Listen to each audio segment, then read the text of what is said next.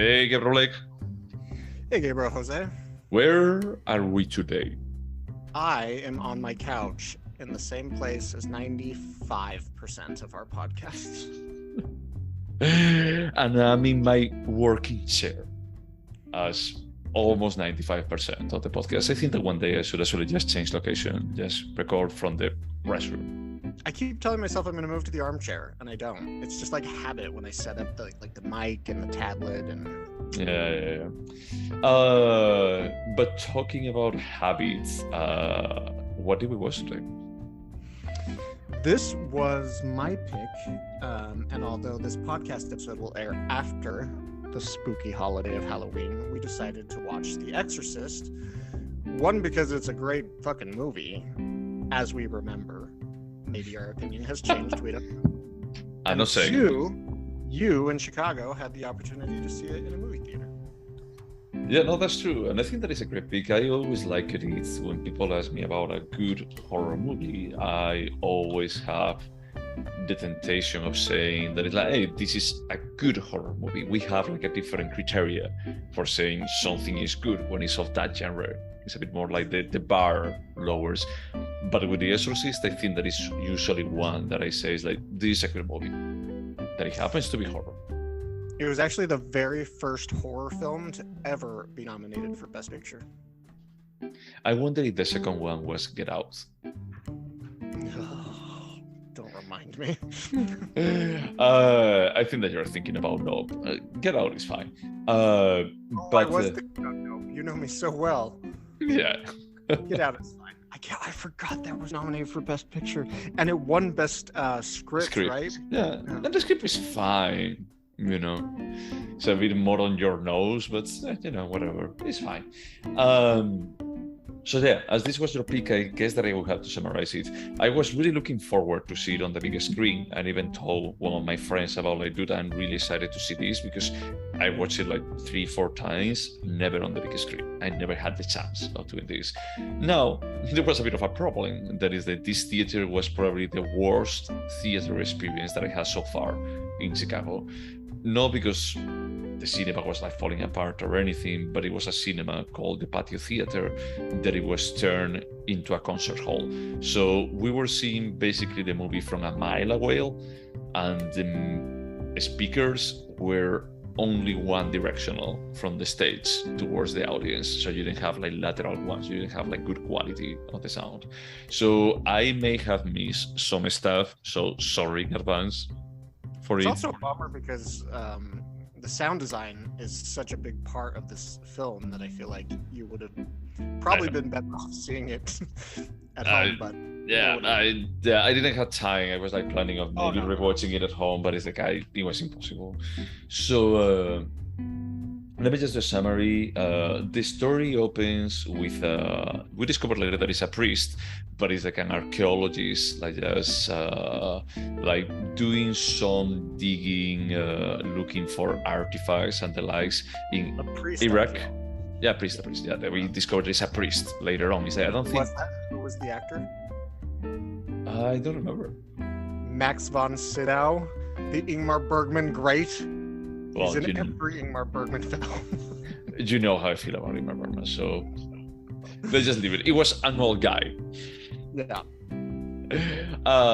So we discovered he finds like several artifacts, and one of them is like the music is telling us that it's like there is something wrong with this one. There is like a small head of a devil. He takes it to a specialist that he can actually like evaluate, like what is the deal with it. I don't remember what he says. I couldn't actually understand it.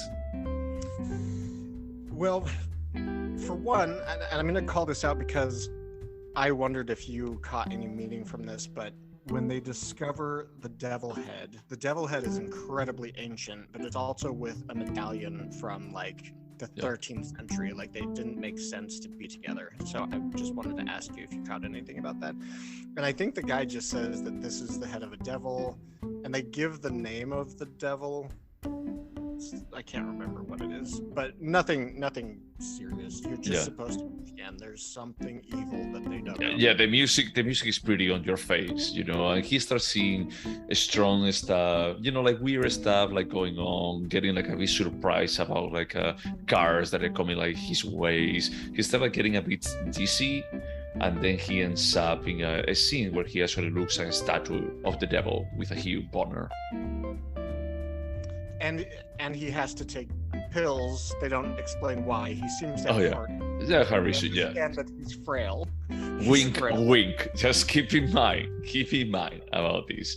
So the story jumps from there to Georgetown, where we're introduced to a mother that is an actress, that she lives there with her daughter in a really nice house. They have like servants and everything.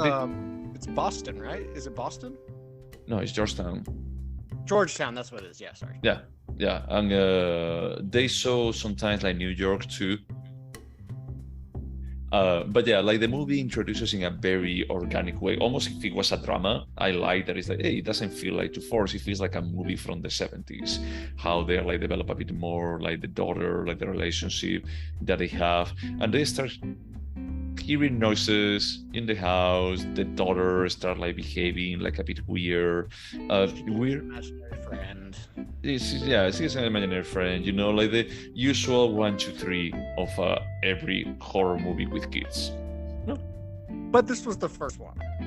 Yeah, this was the first one. I will accept it. And it's done in a way that is not that in your face. It doesn't feel like an overuse format, because what I think that is actually good, and I was thinking about the Descent, I was mentioning this to you, is that the Descent tries to give some kind of background to the characters, but you don't really care too much about them. I think that this movie is like way better written, that is not too much of a background. It's like we know that the priest, like we're also introduced to a priest that is a younger one, and he has like some kind of, he used to be a boxer, I think, and he's taking care of his mother that lives in Brooklyn, so he goes like from time to time to visit her, like from Georgetown, that is close to Washington DC. And he's a Harvard-trained psychiatrist. Oh, okay. I missed that part on the thanks to the audio. So Ellen Burstyn says, how did a psychiatrist become a priest? And he says, actually, it's the other way around. The church paid for me to go to Harvard and learn to become a psychiatrist. And he is a psychiatrist for other priests. That's his job. Yeah.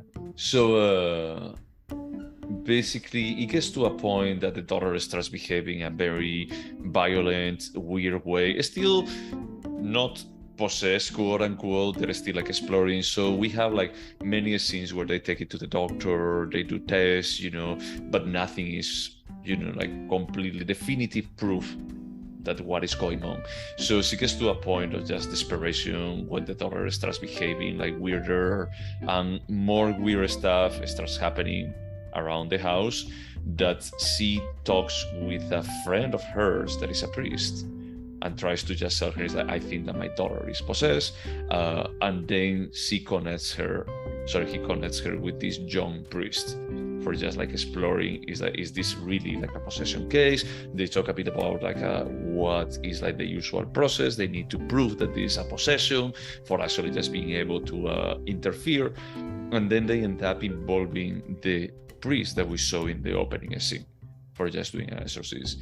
And the funny thing is that I thought that the exorcisms per se would actually take like half through the movie, but it's not. It's like at the act 4 out of 5 is like pretty towards the end. It's a bit more about like, hey, the exorcist like just is 2 scenes of the 2 priests with the devil, and then actually just, spoiler alert, but this movie is like just almost 50.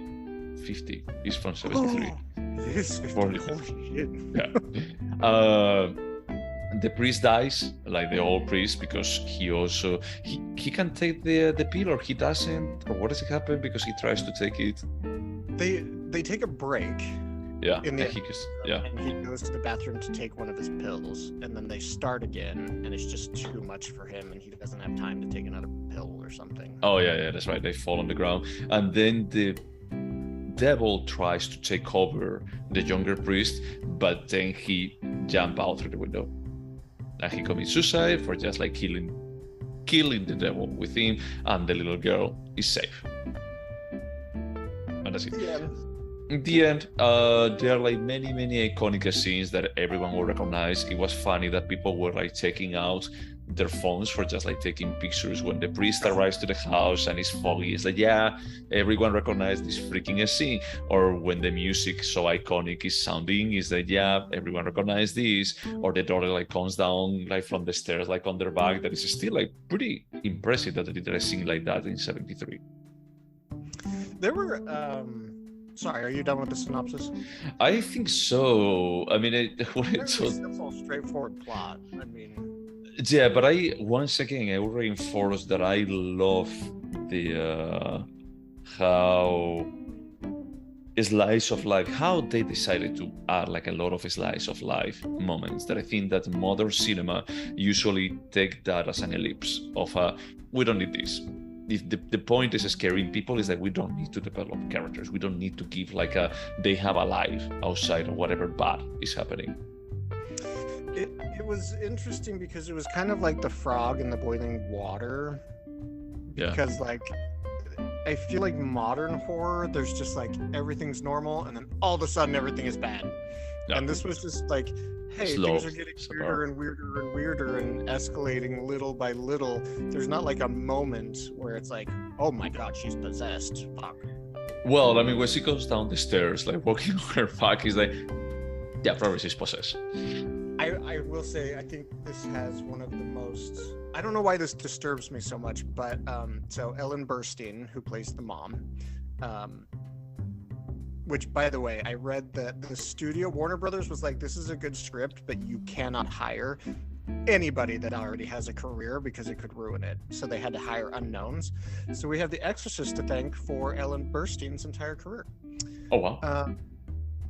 So she's having a party, and the young girl, what's her name? Oh, yeah. It was, sorry, I have it like this in front of me.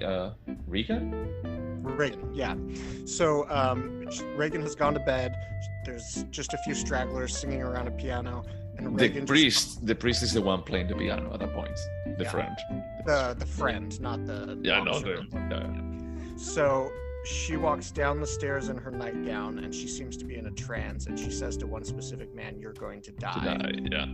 And then she just starts to pee standing there onto the carpet. I don't know why, but that's such, they don't make it very dramatic. They just show what's happening, and it's horrifying to me. Yeah. Well, because you know where this is going, you know. Yeah. It's a bit more about like the premonition. It's like, hey, this is called The Exorcist. It's not called like Adventures of a Single Mom, of a Single Actress Mom. You know that it is like a turn to the worse. But yeah, that scene is pretty. I agree with you about like the slow burn of things. Most horror movies, they don't want to take the time of actually like just doing this development. You know, this is slow development. They're a bit more. It's like, okay, yeah, now the serial killer starts killing everyone, or you know, like whatever kind of supernatural things start like just happening like full steam. There is not this full burn, you know, like a slow burn about like, hey, how would a normal person, a normal mother, behave in a situation like this? You know, like just try to rationalize everything. Atheist. Yeah. She doesn't believe in it, but she's like, something is beyond explanation here. Yeah, is the science is not going to help me, so I'm willing to explore anything right now. I had to say, there was a scene that I was missing, you know, and my boyfriend told me, I was this with my boyfriend on the cinema, he was telling me that maybe there was like a director cut or whatever, maybe there have been like several edits of this movie, because I could swear that there were like two scenes on the railway train, on the subway, one towards the beginning, another one like through the half of the movie. But maybe I dreamt it, because I had the feeling that another time that I watched this movie, I also felt that, hey, there isn't a scene that is missing here. Maybe you saw The Exorcist 2 or 3? No, I didn't. But no, I don't know why I thought that it was because on the first scene we see the young priest. The subway is the New York subway, and it's as dirty and as ugly in '73 as it is in 2019. That is the last time that I was in 2020. That it was the last time that I was in New York. What? Don't pick on poor New York subway. I mean, it's terrible, but it has its charm because we have seen it in so many movies that it's like, sure, whatever, it works. But on that scene, we see him talking with a homeless person, like the young priest, and we're left to interpret that it's like, hey, this homeless person may be a vehicle for the devil. I'm Googling it. Yeah, and there are like several moments, as you were saying, that it can be like a very disturbing movie. I don't know if we were talking this on the podcast or before about like the people were like really traumatized by this movie, but it's like, I think that it's also one of the first movies that they use this kind of subliminal image kind of approach. There are like at least one photograph that is like for half a second of the devil face, or like a very, very disturbing face, like first, like pretty close up to it on the screen. But there are other points. I remember like the first time that I watched it, I felt like really disturbed when she goes to the kitchen and there is like something going on with the lights in the house, and she's supposed to be alone only with the doctor in the house, and there is a reflection. I don't know if it was on the fridge or on the how do you say, like on the extractor, on the fan extractor on top of the stove, and we see like a weird face for a second there. Oh, interesting. I missed that. Oh yeah, that's super iconic. I remember like the first time that I saw it, that I went back on the movies like, did I dream that, or did I to suggest myself? And I can imagine there is like people watching it on the cinema that they cannot rewind the movie about like just feeling like, holy shit, did that happen or not? And just creating that kind of atmosphere of, like, not the intensity is not there yet, but there has been enough signs for just knowing something really bad is about to happen. Yeah, I think it's interesting because for whatever reason I read pretty extensively through this movie's Wikipedia page, and there was all sorts of information about like theaters had to hire ambulances to be on standby, and like people fainted. There was an interview with somebody at a theater that said our bathroom smells horrible because people vomit all the time. People fainted. A woman had a miscarriage while watching it in a theater. And I've actually been meaning to ask my husband this because we've been watching older films, and I was like, did people just used to faint a lot more? Like, when is the last time you saw somebody faint? But like, there's all these reports that it happened in the 70s, and in every movie that was made before 1980, a woman faints in it. Yeah. I mean, I think that it was more like the fashion, at the time. Like fainting now is a bit passé, I could say. But back then, fainting, it was something that you could do for just like being cool, for just catching attention. Now you could be doing a TikTok, is that then they would actually faint. So because so many people freaked out, it caused a bunch of a group of psychiatrists to publish a paper. Oh, I'm gonna get the term wrong, but they called it like cinema-induced psychosis. And they used this film as, as an example. Examination, yeah, because like this film was having an effect. Oh, and it was interesting. People were lining up. It was a very limited release at first, but people were lining up in like -10-degree weather in New York to see this for hours and hours. And the New York Times went and interviewed some of the people standing in line, and one of the people they interviewed was a very young William Hurt. Okay, that's interesting, right? Yeah, no, definitely. That's sure. It's a coincidence. He was an actor already?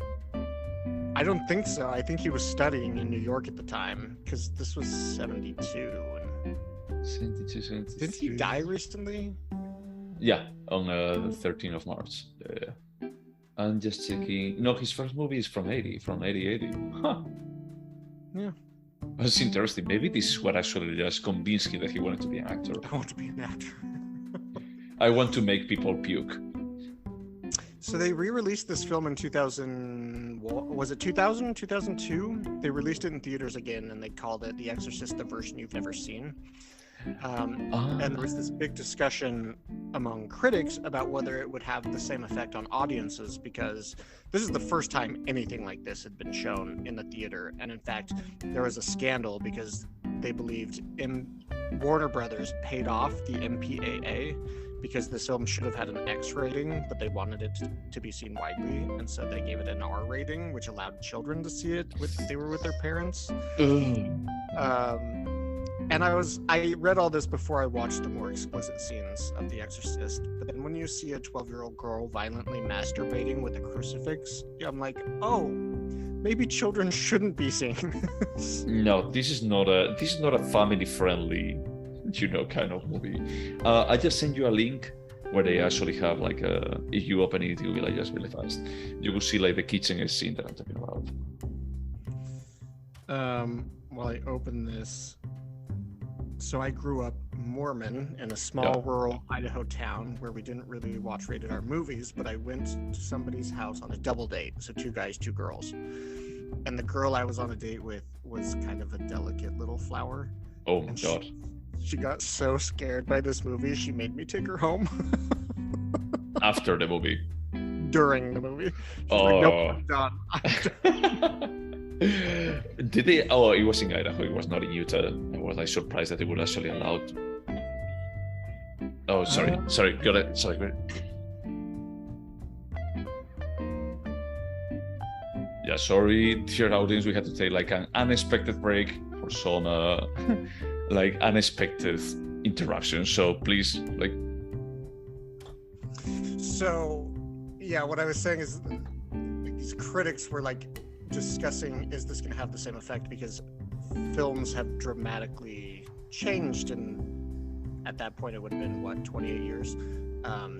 Audiences are desensitized, and yeah, nobody fainted, but people still report this to be an extremely I hesitate to use the word disturbing, because for me that's like gore porn, like Cabin Fever, or Saw, something like that, but it's disturbing more in a like psychological level. Yes, exactly. This girl's like peeing in front of a party and it's saying somebody's gonna die. Like that sort of disturbing, not like, hey, I had to cut my hand off to get out of handcuffs. Well, I was thinking the disturbing part, it'd be more like about the very explicit scenes I see masturbating with the crucifix. What does it say? Like, look at your canty daughter. Yeah. And then there's one where I think the priests are in the room and Ellen Burstyn is, and Reagan lifts up her nightgown and says in a creepy voice, "Fuck me, fuck me, fuck me," and just to hear a 12-year-old girl, like, it's genuinely shocking to this day, to me at least. Yeah, no, it is. It's still like a bit more. It's like, wow, this girl is like, she really was a 12-year-old at that point doing this. It's not that anyone like double record this scene for her or anything. It's like she's that actress. So Warner Bros. Offered this script to Mike Nichols, who directed Closer and Wit, and oh wow, yeah. He said no because he didn't believe there was a 12-year-old out there that could carry this film. And then William Friedkin signed on. They found Reagan, who was a model at the time. She was like a children's model, not an actress. And her mom brought her in to talk to William Friedkin, and he was like, this is just like a totally normal girl. She's cute. She's not beautiful. She's just like a normal 12-year-old. And I think you can see that realism in her performance. At first, it's like, hey, you should be acting. But no, she just comes across as like a normal kid.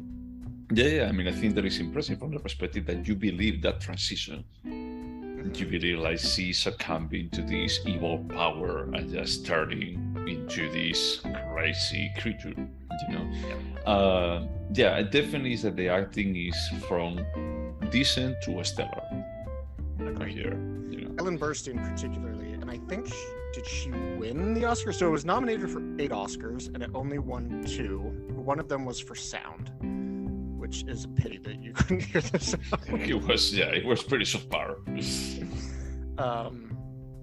But yeah, I think this really shocked everyone: critics, audiences, studios, award shows. But it's okay. Should we go over the questions? Because I was going to be like giving away all the questions. Yeah, let's do it. All right. So would you watch it again? Yeah.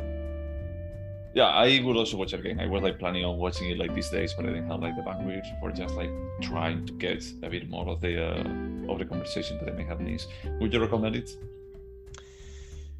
Yes, with reservations. Like, I wouldn't tell my grandma to watch this, even though she'd be fine. I would feel uncomfortable. But yeah, no, I would recommend it to most people. Would you recommend it? To my parents, no. No. To my parents, I think that this is a new question. Would Jose recommend this to his parents? Not to my parents, but I would recommend it to anyone that asks me about a horror movie. I would recommend it. You know, it's not that specific as like, hey, would you recommend this as a movie about Exorcist or anything, or that it has like is from the 70s? No, it's horror movie. The Exorcist. You have to watch it. And the thing is that there are so many horror movies that I have the feeling that I don't think about The Exorcist that much anymore. And it's not because it's no longer good. You know, that time has put it in its place. It's more like I just consider it a movie, you know, not a horror movie per se. Yeah, I agree. We often say it's good for a superhero movie or good for a horror movie. This is just a good movie. And it's interesting because I conflate Rosemary's Baby and this movie in my head all the time, and I don't know why. I don't know. I think it's just...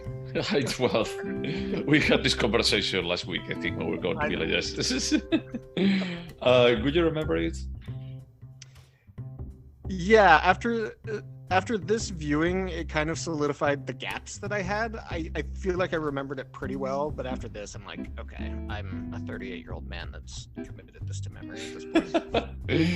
I remember like the general, you know, like a story, like some scenes that they are like super iconic, extremely iconic. I remember the Look at Your Canty Daughter. I remember it in Spanish because I think that I only watched it in English once before, and I watched it in Spanish like 2 or 3 times. That in Spanish they say it's like, look at what your naughty daughter does. How did they translate? Stick your cock in her ass. I don't think that they say polla. I don't remember what they say, but it's pretty explicit. It's like the dialogue is like a 12-year-old in 73 was paid for saying this. Is that's I don't know, that's pretty avant-garde. I could make this movie today. I think people would freak the fuck out having a 12-year-old do these things. No, I'm masturbating with a crucifix. Is like do you remember that it was with Benedetta? I was just gonna say. With Benedetta, I was like, dude, this is gratuitous. And he's just looking for shock value, but it's like The Exorcist is like, it doesn't, I'm not going to say that it's classy, you know, because it's not the point, like trying to be classy, but there is a point for it. It's part of a larger story. It's not the shock value. And I think that this actually simplifies what I think that Paul Verhoeven is just a provocateur. This is not a pick on Blake's favorite movies session. Let's move on with the question. You've shit on The Descent. You've shit on Benedetta. Is there anything artistic about it? Yeah, I mean, I think Ellen Burstyn's, I'm probably saying her name wrong. I don't know how to say it. I think her performance is remarkable. Reagan's performance is very good. The rest, I feel, are solid, not great. I read a lot about the sound design, but even though I have 7.1 surround sound, streaming it on HBO Max I don't think gave me the most optimized audio experience.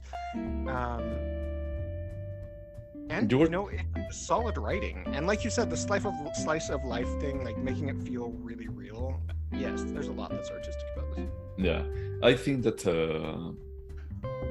the visual design too, you know, about like that, using like the visual cues for just like helping building the uneasiness on the audience, you know, and the special effect is like, I don't know if I would call it like artistic, but it's still pretty impressive, you know, that it's 50 years old and it doesn't feel aged. Is that there is like a testimony for actually just like being completely out of time. from that perspective. Yeah, it feels a little bit like a modern period piece from the 70s versus a movie that came from the 70s. That's interesting. I hadn't thought about that. Yeah, it's almost like the well, that will happen. It would be like a Stranger Things if they would have to do it like nowadays. It would be like way more bland, family friendly, and probably with a lot of product placement from the 70s for just saying like it's the 70s. I was just thinking like this is like the actual 70s that were pretty fucking cool and not like Quentin Tarantino's idea of what the 70s were like. Nobody dressed the way. True, but it's like he knows, and we know we're all on the same page with Tarantino that is like, hey, you are selling me a fantasy. Yeah. It's like, I'm fine with that. But this actually connects like pretty well to the if it's a timeless piece. For me, I'm going to be like first, it is, because of what I was saying. It's like it's fucking 50 years old, and it doesn't feel like it. And I think that we could actually just watch it like 30 years in the future, and we'll have the same feeling about this movie. About like 100%. This is good. Yeah. And the topic, that they're like talking about is like the mother love for the daughter, like the possession part is sure whatever, but it's a bit more about like the kind of extent that she would go for it. Were you a fan of the story of the young priest and the mother? Not particularly. I mean, it served a purpose during the exorcism when Regan adopts the voice of the mother, but I was like, this doesn't, not much of the young priest's story I felt added anything. I agree. I just feel this is character development. I would accept it, and it just gives like some kind of motivation about like why he falls victim of the devil because of that weakness that he has, that guilt that he has. And so I read that they stayed pretty faithful to the book. Obviously, they had to cut out a lot, but they stayed true to the story. And I suspect there was a lot more about that priest in the book. Yeah, that makes sense. Would you turn this into a TV show? I think that they had a... Yep. I wouldn't, like... This is a pretty ugly world to inhabit, and I don't see the purpose in sticking around for, 8, 10, 20 hours for a season or two. I just feel like if they stretched it out and had multiple possessions, I don't know what they did, but it just wouldn't be as interesting. No, as I was saying earlier, I wish that the Exorcist part lasted longer, but the movie is not really about the Exorcist in itself, per se. It builds up to that, but it's like I don't think that is like the key motif. I think that is a bit more about like the fall of the daughter and just like getting worse and worse, and how the mother like deals with that situation. And then there is an Exorcist, and then she gets better, but it's not so much about it. And I don't know if you could actually have a TV show that it has like so much build up for a 20-minute scene. Yeah, I agree. So, could this have been a short? I don't think so. In my opinion, it needed that slow burn we talked about. Yeah. Otherwise, it would lose its effectiveness, in my opinion. They would have to cram so much and try and build tension in such a short... I mean, we talked about how a short is less than 60 minutes, so if it was 59 minutes, maybe they could do it. I used to think that it would be like to rush even with 59 minutes. I feel like it's long, right? It's like 2 hours and 10 minutes. Yeah. And it's a movie that is like, it takes its time, and it doesn't feel like too long. It feels like, hey, look, it's like the dynamic that it has, and it's like it actually. I never felt. I mean, I had to say that I got to a point that I was like, look, this audio sucks, and I want this to be over. But it was not the movie itself fault. It was a bit more about like the theater in question. So I didn't feel like it was slow or anything. I just felt that this is perfect length for what it's trying to just portray. It's funny that I just had that same experience, but with live theater, that the audio was so bad. I was like, maybe the musical is good. I don't know. Do you think this movie could have been better?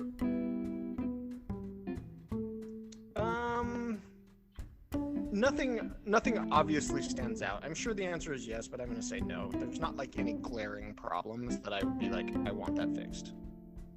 Yeah, I'm going to go with no too. We mentioned that the story of the priest is not the strongest part of the young priest, but at the same time, it actually fulfills a purpose on the overarching narrative. So from that perspective, it's like I wouldn't remove it.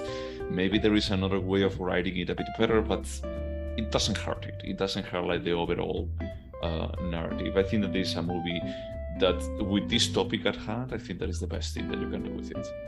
So, cool. So before we score, I'm going to be asking you, you remember a movie? I thought about this like recently. I almost asked you to watch one more movie by this director, but can you tell me, what do you remember about Annette? Oh, nothing at all. I mean, it was rock opera, Adam Driver. Adam Driver has a kid named Annette. With whom? Something. I don't know. I don't remember who he had a kid with, but the kid is named Annette. And Annette has an insane voice, and she becomes a child star. Annette is a puppet. Yeah, no, I don't even remember a puppet. And I remember really liking that movie. Do you remember who is the director? Isn't it Leos Carax? Yeah. Yeah, and it was Marion Cotillard. Who played the kid that sang? Oh no, it was a puppet. It only turns real at the end. Okay, that's the scene I can see her final concert when she's singing. She sings like multiple times because after the death of the mother, because Adam Driver kills the mother, if I recall correctly, is that then he starts exploiting the daughter for singing and they start like just touring with her because she has an amazing voice. That I remember his amazing voice. He kind of not forces, but he's like a stage mom that runs her career. Yeah. He was a failed musician, right? He was a comedian. He was a comedian. Yeah. But not good at it. Like he would say shocking things. He would say shocking things. So it was a bit on the face, you know, like the message of Leo Carax about like, yeah, this is my Me Too kind of thing, you know, views about like how in society we accepted like this kind of toxic male, you know, like behavior as something normal when it's actually something dangerous that we shouldn't be encouraging. It's so interesting because if I was an actor and Leos Carax decided to do another film and he sent me the script and it was bad, I would still do it. I want to work with Leos Carax. I almost suggested to watch Holy Motors because they were playing it at the Gen Cisco, and I think it would be interesting to talk about that movie. Just leave it like that. What the? I think there is on the list to watch. So should we? I'm going to go with no. You didn't remember it? Yeah, I remember. Well, I remembered some things, not that much. I didn't remember there was a puppet, so the answer is no. that was a bit of an iconic part of the movie. That is like, holy shit, the kid is a puppet. Should we score The Exorcist then? Yes. So this was your pick. No, it was your pick. Sorry. That's why. Oh, it was. That's right. Yeah. So I had to score it first. I'm a bit torn because I think that partially my score is going to be influenced by the experience that I had at that theater, that it was like pretty subpar and frustrating.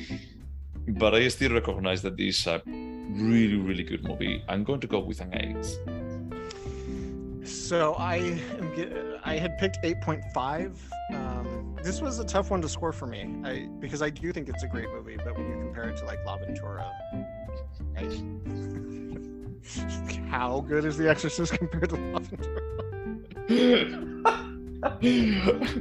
Dude, I had the feeling that the only thing that they share is that they can both be projected on my screen. That's the only thing in common between these two movies. I did want to ask you one question that I meant to ask you earlier.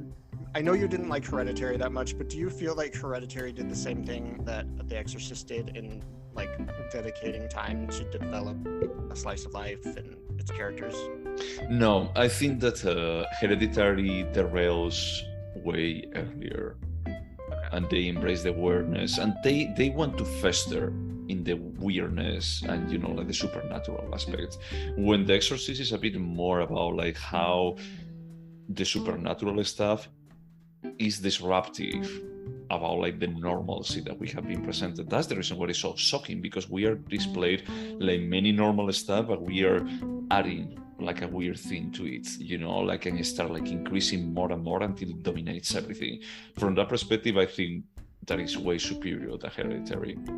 Okay, thank you. Yeah. So what do you score? I scored an 8. Okay. Yeah. Where's your score? 8.5. Oh, that's good. I think that if I were to watch it again with a decent audio experience, maybe I would bump it. It's like I have to just like score it from what I enjoyed, and I can say that this is still, even with very shitty audio, albeit the audio is like one of the strong points, is still a pretty good movie. Perfect for this Halloween. Good pick, Blake. Good pick. Good job, Blake. Good job. And as this was your pick, next one, I actually want to go back to see something new wave, something by Godard, and we're going to be talking about A Band of Outsiders. You liked Breathless that much, huh? I did like Breathless, but we will talk about it on the next podcast. All right. Anything else to say about The Exorcist? Not for me. And anything to say to those 4 people? Thank you so much for putting up with us. Wash your hands. Yeah, you don't want to end up with the devil in you. Hey, bye.